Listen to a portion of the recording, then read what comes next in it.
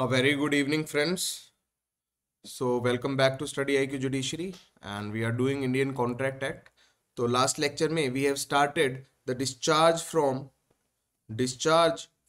contractual obligations, जिसमें हमने first method of discharge, that is doctrine of frustration या फिर subsequent या supervening impossibility हमने डिस्कस कर लिया, that is section 56 part 2.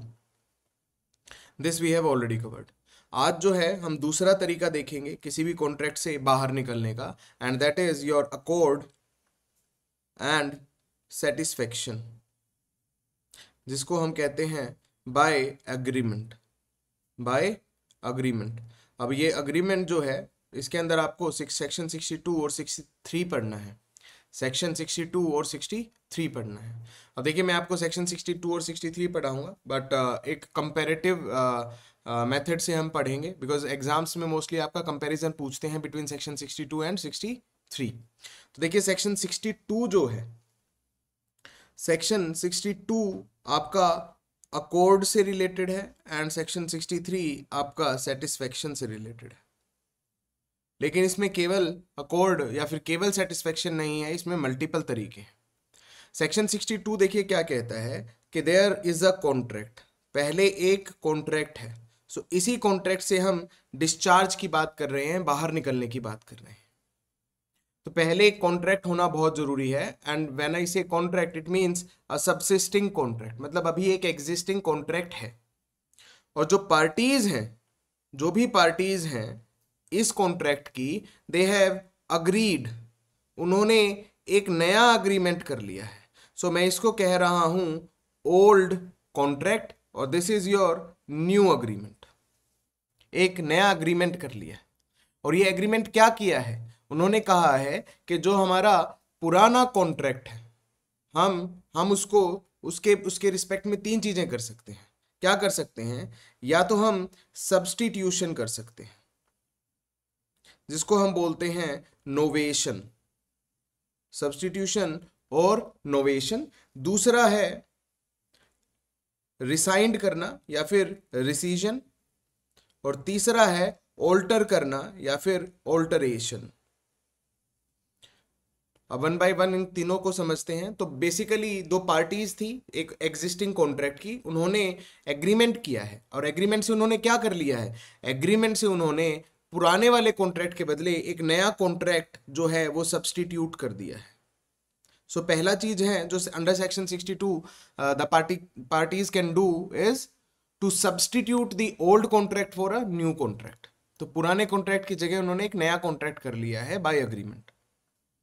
दूसरा देखिए विकल्प क्या है उनके पास, वो क्या कर सकते हैं, दोनों जो है म्यूचुअल एग्रीमेंट से कॉन्ट्रैक्ट को रिजाइंड कर दें, यानी कि खत्म ही कर दें.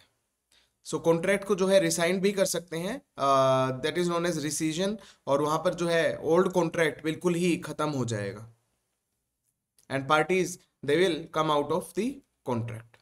तीसरा क्या तरीका है कि भैया हम जो ऑलरेडी एग्जिस्टिंग कॉन्ट्रैक्ट है उसकी टर्म्स एंड कंडीशंस को ऑल्टर कर दें या फिर मॉडिफिकेशन हम कर दें इसमें, या फिर हम इसको मॉडिफिकेशन कर दें. सो पार्टीज जो है अंडर सेक्शन 62 क्या कर सकती हैं, पार्टीज कौन होंगी, parties to the old contract. और वो क्या कर सकती हैं, दोनों एग्री होंगी और एग्री होने के बाद वो क्या करेंगी कि पुराने कॉन्ट्रैक्ट के बदले नया कॉन्ट्रैक्ट कर लेंगे.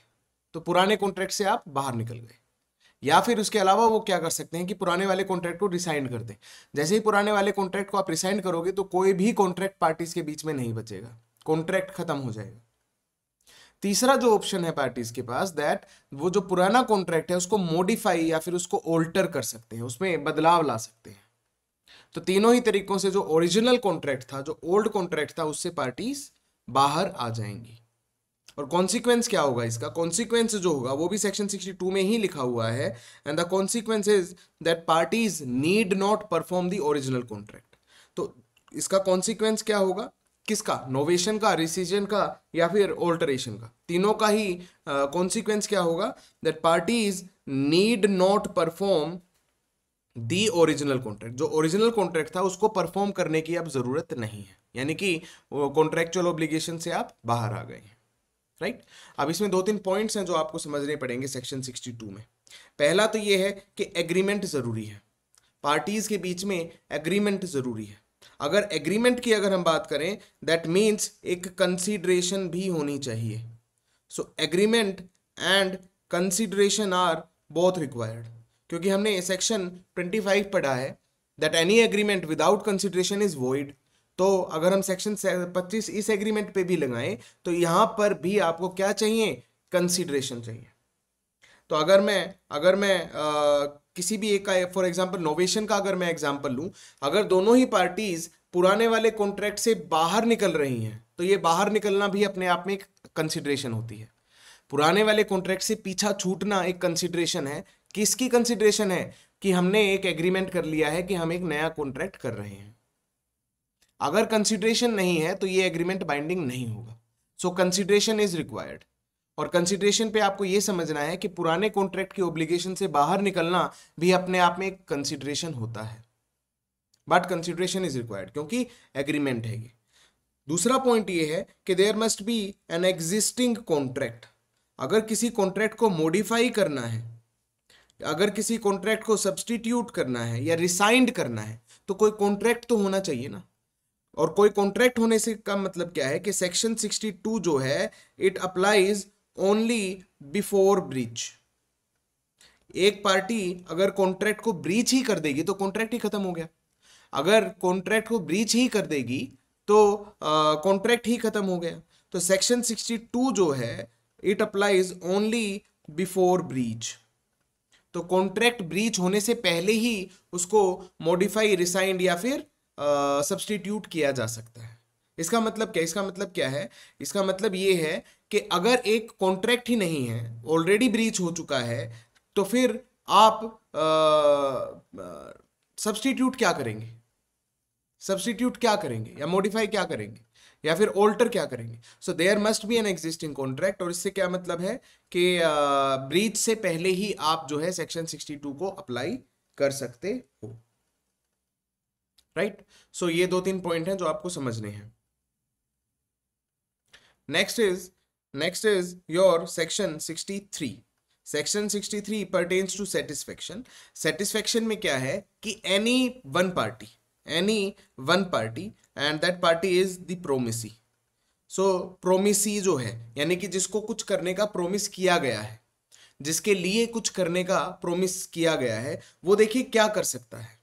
वो सबसे पहले he can, first thing is dispensation, इसमें भी आप 3 चीजें कर सकते हैं। दूसरा is extension of time and third is your acceptance of other satisfaction।